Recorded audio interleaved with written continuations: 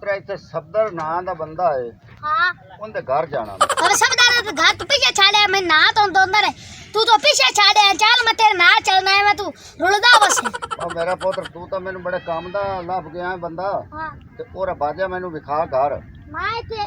ਚੱਕ ਦੇ ਵਿੱਚ ਸਾਰ ਘਰ ਨੂੰ ਜਾਣਾ ਚੱਲ ਭੱਜ हां आई ना तू तो चल ਉਹ ਟਿੱਕਾ ਬਣਾਇਆ ਮਾਰੇ ਕੀ ਹੈ हां उत्ते यार मैं शतूत देंदा पे आगू आए आ जलील दी बच्ची ओ डेग पे ਅੱਛਾ हां घर ही होंदा चल ਚੱਲ ਮੈਂ ਛੱਡ ਕੇ ਆਉਂਦਾ अस्सलाम वालेकुम जी वालेकुम सलाम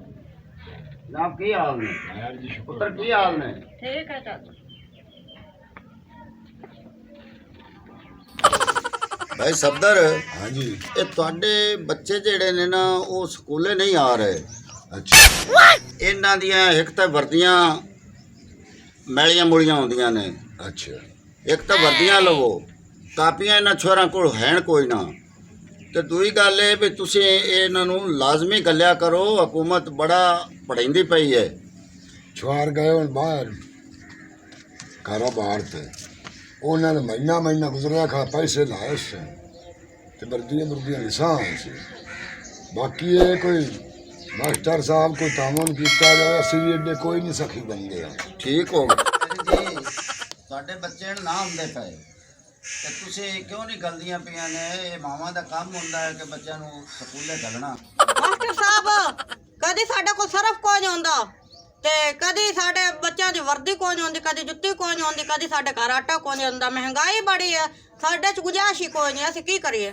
ਮੇਰੀ ਦੀ ਤੁਸੀਂ ਇੰਜ ਕਰੋ ਬੱਚਿਆਂ ਨੂੰ ਨਾ ਸਕੂਲੇ ਘੱਲੋ ਮੈਂ ਅੱਗੇ ਮਹੀਨੇ ਦੀ ਤਨਖਾਹ ਬੱਚਿਆਂ ਦੇ ਨਾਂ ਕੀਤੀ ਹੈ ਹੁਣ 2 ਮਹੀਨੇ ਦੀ ਤਨਖਾਹ ਮੁੜ ਮੈਂ ਬੱਚਿਆਂ ਦੇ ਨਾਂ ਕਰਨਾ ਨਾਲੇ ਹਕੂਮਤ ਨੂੰ ਆਣਾ ਵੀ ਇਹ ਬੱਚਿਆਂ ਦਾ ਵਾਸਤੇ ਸਾਨੂੰ ਕੋਈ ਫੰਡ ਦੇਵੇਂ ਠੀਕ ਹੋ ਗਿਆ ਮਾਸਟਰ ਸਾਹਿਬ ਇਹ ਹਕੂਮਤ ਦਾ ਸਾਡੇ ਤੇ ਇਹਸਾਨ ਹੈ ਜੇ ਅਸੀਂ ਇਦਾਂ ਗੱਲਾਂ ਨੂੰ ਸਮਝੀਏ ਤਾਂ ਅਸੀਂ ਕਾਮਯਾਬ ਹੋ ਜਾਈਏ ਤੇ ਤੁਹਾਡੀ ਗੱਲ ਬਿਲਕੁਲ ਬਜਾ ਹੈ ਤੁਸੀਂ ਬੱਚਿਆਂ ਨੂੰ ਸਕੂਲੇ ਘੱਲੋ ਮੈਂ ਤੁਹਾਡੀ ਮਦਦ ਕੀਤੀ ਹੈ ਬੱਚਿਆਂ ਦੀ ਤੇ ਹੁਣ ਗਵਰਨਮੈਂਟ ਨੇ ਮੈਂ ਆਖਣਾ ਵੀ ਫੰਡ ਸਾਨੂੰ ਦਿਓ ਅਗਰ ਜਿਵੇਂ ਤੁਸੀਂ ਫੰਡ ਗੁਰਬਤ ਕੱਟਦੇ ਪਏ ਨੇ ਨਾ ਇਵੇਂ ਤੁਹਾਡੇ ਬੱਚੇ ਵੀ ਕੱਟ ਸਨ ਇਹਨਾਂ ਨੂੰ ਪੜ੍ਹਾ ਲਓ ਚੰਗੀ ਗੱਲ ਨੇ ਇਹਨਾਂ ਨੂੰ ਸਕੂਲੇ ਘੱਲੋ ਮਾਸਟਰ ਸਾਹਿਬ ਤੁਸੀਂ ਸਹੀ ਆਦੇ ਨੇ ਅਸੀਂ ਬਾਅਦ ਬੱਚਿਆਂ ਨੂੰ ਸਕੂਲ ਜ਼ਰੂਰ ਘੱਲਦੇ ਠੀਕ ਹੈ ਮੈਂ ਹੁਣ ਚੱਲਦਾ ਤੇ ਬੱਚਿਆਂ ਨੂੰ ਲਾਜ਼ਮੀ ਸਕੂਲੇ ਘੱਲੋ ਫੰਡ ਤੁਹਾਨੂੰ ਦਿੰਦੀ ਪਈ ਹੈ ਡੀਸੀ ਤੇ ਮੈਂ ਵੀ ਜੋ ਹੋਇਆ ਮਦਦ ਕਰ ਸਾਂ ਤੁਹਾਡੀ ਠੀਕ ਹੈ बाबा मनशिया आए अल्लाह का बड़ा करम है ना तू पर नहीं जा ना तेरे लो वेख के को मैं पर नहीं जा आ गवाढ़ियां दे बाल वे किसे दे कच्ची ना मज सलवार है ते ना कमीज है आपा चंगा है आप दी नींदर जागने ते आप दी नींदर सुनने ना टेंशन ना गल अस्सलाम वालेकुम वालेकुम सलाम आप की हाल ने ठीक है मैं ਤੁਹਾਡੇ ਲਈ ਇਸ ਤੋਂ ਆਇਆ ਤੇ ਤੁਹਾਡੇ ਬੱਚੇ ਸਕੂਲੇ ਨਹੀਂ ਆਉਂਦੇ ਜਾਂਦੇ ਉਹ ਦਾਖਲ ਕਰਾਏ ਨੇ बच्चे उस्ताद जी होवे तो दाखिल कर लिए ਕੀ ਹੋਇਆ है नहीं कोई ना पर नहीं जाए ਅਸੀਂ ਤਾਂ ਪਰਨੇਜਾ ਹੀ ਕੋਈ ਨਹੀਂ ਤਾਂ ਸਾਡੇ ਬੱਚੇ ਕਿੱਥੇ ਆ ਤੁਸੀਂ ਚੰਗੇ ਰਹਿ ਗਏ ਨੇ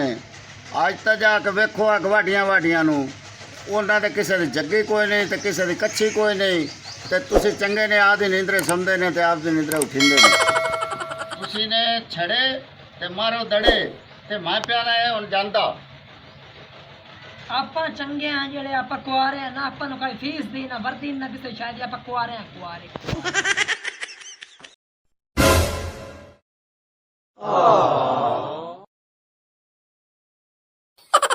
लीम जाने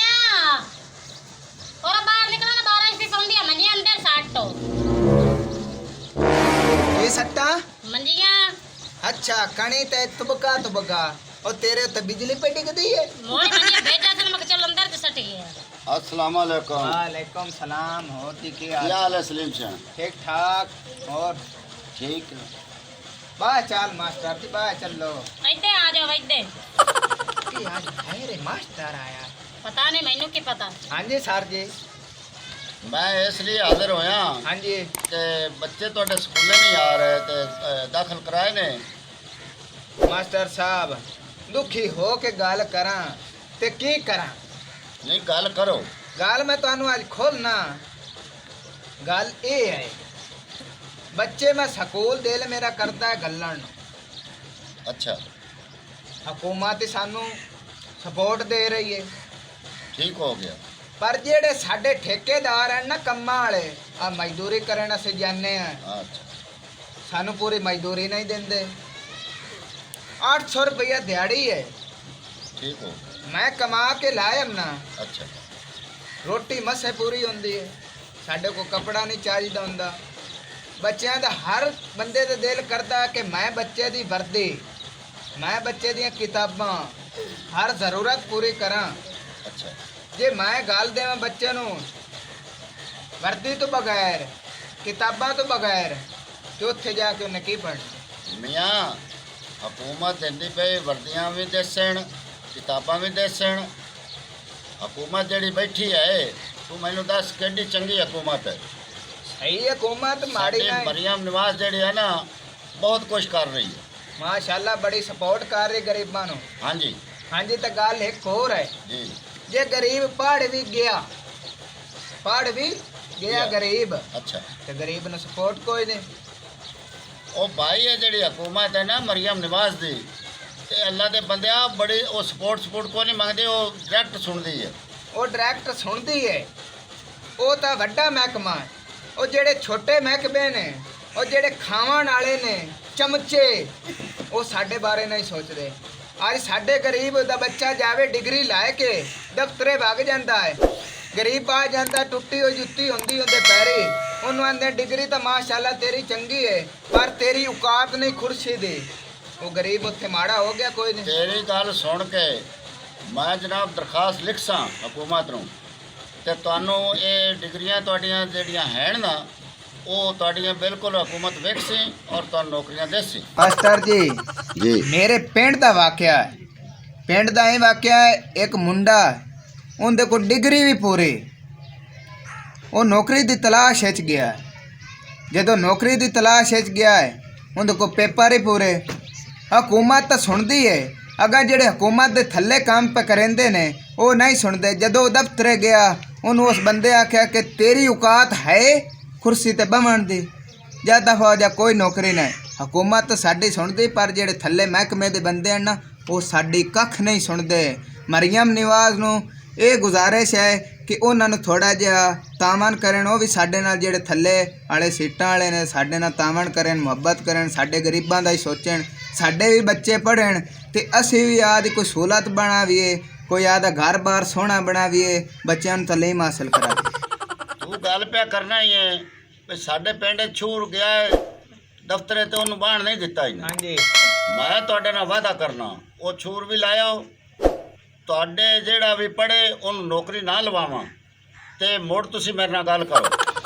ਵਾਹ ਮਾਸਟਰ ਵਾਹ, ਤੁਹਾਡੇ ਵਰਗੇ ਹੀ ਪਾਕਿਸਤਾਨ ਵਿੱਚ ਬੰਦੇ ਵੰਦੇ ਨੇ।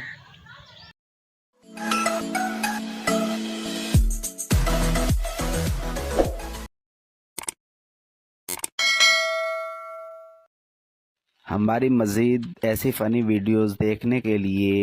सब्सक्राइब करें लाची 59 और बेल आइकन को प्रेस कर लें ताकि हर नोटिफिकेशन सबसे पहले आपको पहुँचे।